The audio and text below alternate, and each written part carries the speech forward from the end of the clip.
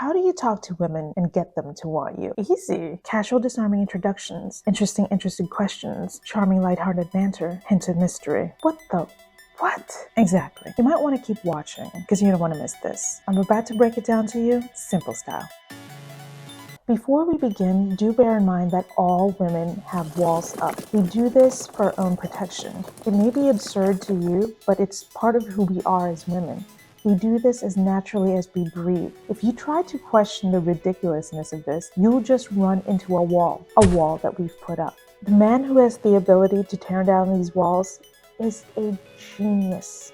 This genius is an ability that all men possess, which is why I'm letting you in on the secret. Secreto número uno revealed.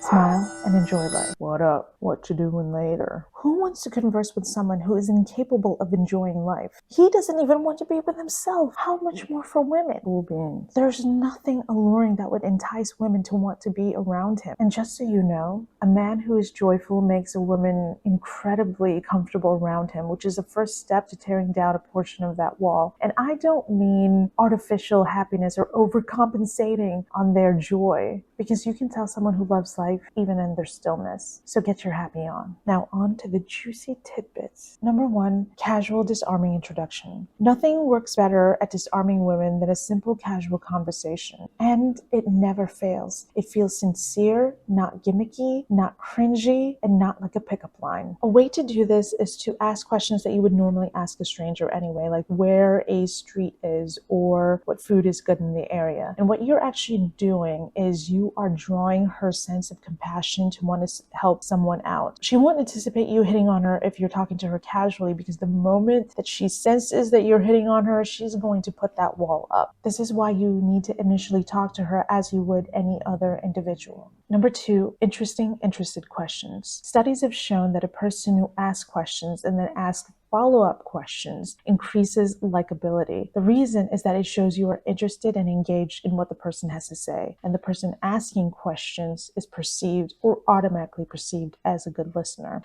The key is to ask questions that won't cause people to shut down, take offense, or think that you are overly being nosy. So what kind of questions are those? In the introductory phase, it's usually the not so deep questions that get people to take their guard down, and that also includes women. Here's a formula. Question plus follow-up question plus a tidbit about yourself or information you know, followed by another question, and so on and so forth. An example of this is if you're at a cafe and you come up to her asking if there is something delicious that she could suggest at this place, and she offers her suggestion like the apricots and basil gruyere sandwich. I totally have no idea if that goes well or not because I just made that up, so don't blame me if it's gross. But do credit me if it's good. And you respond, from the sound of that, that sounds like the best sandwich ever. But is it though? Would you consider that the best sandwich ever? And she responds, actually, this mango tango down the street at this place is so good. It's so crazy good.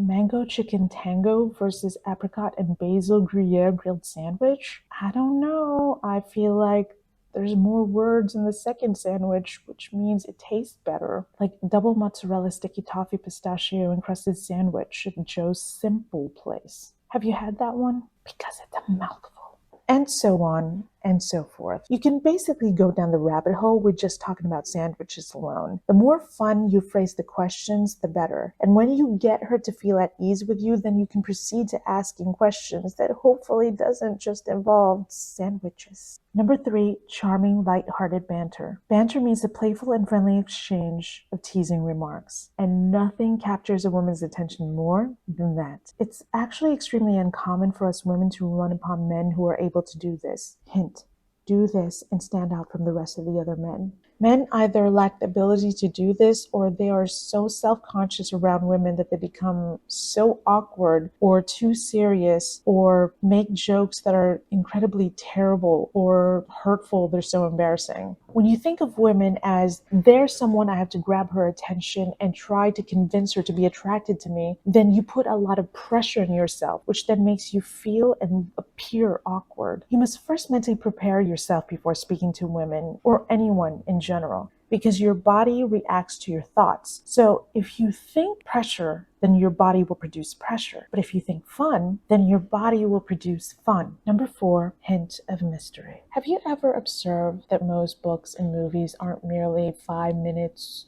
5 pages long? That's because there wouldn't be any suspense if the author gave the whole plot within the first few sentences. Humans are designed to enjoy the thrill of dramatic climaxes. It's what makes the storytelling industry incredibly powerful and incredibly profitable. It keeps people interested and eager to know what occurs next. For women, the same holds true. Avoid spilling your entire life story in the introductory phase. In the beginning, just spill a little here and a little there, because when you're a little mysterious, you leave her wanting more.